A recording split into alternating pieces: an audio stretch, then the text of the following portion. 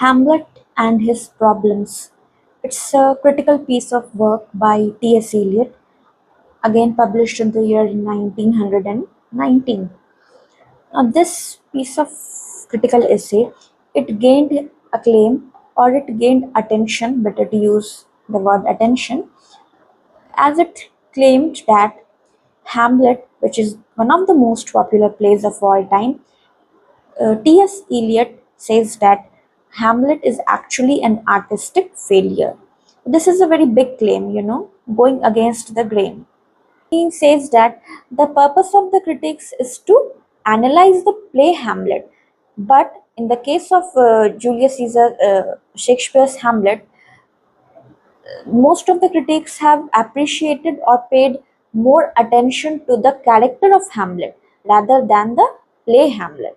He has cited the example of Coleridge and Goethe, who have substituted their own Hamlet for Shakespeare's. Okay, so Eliot is saying that they have created their own Hamlet in their mind. What Eliot means that instead of studying Hamlet very critically, many critics, they have imposed their own personality on the character of Hamlet and have been praising the drama. Now, in order to prove his point, Eliot examines the play from the historical perspective, which is historical criticism. He says that the origin of the play Hamlet is, of course, Thomas Kyd's revenge tragedy named Hamlet. And here he says that this particular play by Thomas Kyd, it had a proper revenge, it had a proper motive. But Shakespeare's play Hamlet, here, the motive of the character Hamlet to take revenge is not justified. Just like the old revenge plays, Shakespeare has not given enough attention in establishing the motive of the protagonist. So that is one failure on the part of Shakespeare. Next, Eliot is saying that in the genre of tragic drama, the action of revenge is less important than the motive of revenge, which Shakespeare has clearly ignored in the play Hamlet. Therefore, this play is unsuccessful according to Eliot.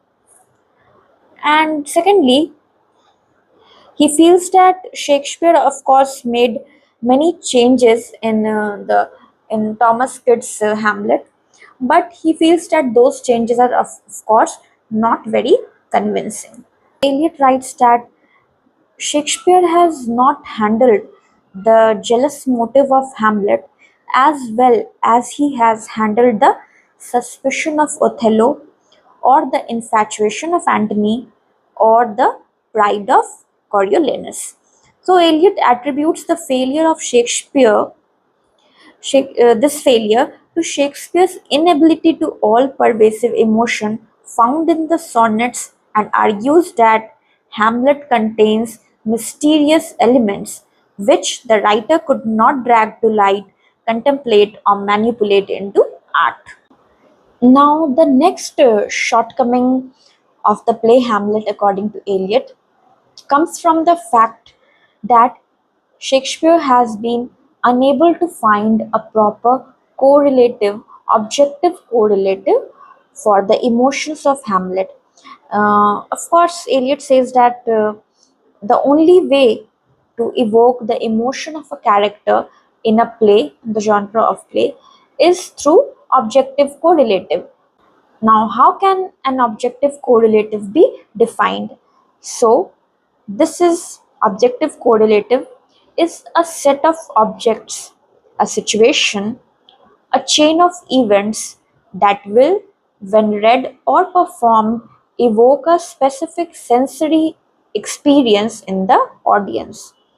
Now, in very plain terms, let me tell you what an objective correlative is. If you are aware of Indian TV serials, you must have seen whenever some bad omen is going to occur, before that, something, either the window pane cracks up, or the puja ki thali drops down. So what happens through various small incidences, or the writer, the director is trying to give you small hints of what is going to happen. So merely if you see somebody has died and other people in the family, they are crying, so this particular scene won't evoke such deep emotions in your heart and mind. But when you see that the bad omen is going to happen, and many other objects or natural things correlate with the tragedy that is going to happen. Basically, the object in the drama, they also need to correlate with the foregoing action. With whatever action is going to happen, the objects also need to behave in a similar manner, and then only the so-called mahal is created. Okay. And this objective correlative is what lacking in the play Hamlet. So Eliot claims that in this play there is no situation, no object, or no incident which very adequately expresses the inner conflict, the inner anguish of the young prince. How Hamlet feels about his mother's guilt is not displayed by any character or any event in the drama.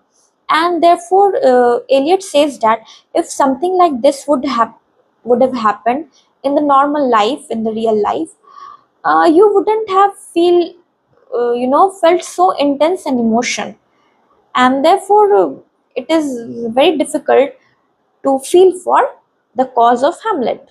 And if at all Shakespeare wanted to convey something so horrible, the character of Gertrude and the whole plot of the play is not enough, is not adequate enough to, drive the purpose of the dramatist. Henceforth, Eliot declares that Shakespeare was unable to find a suitable motive equivalent to the emotions of the young prince. This essay has also been termed as a destructive criticism. Why?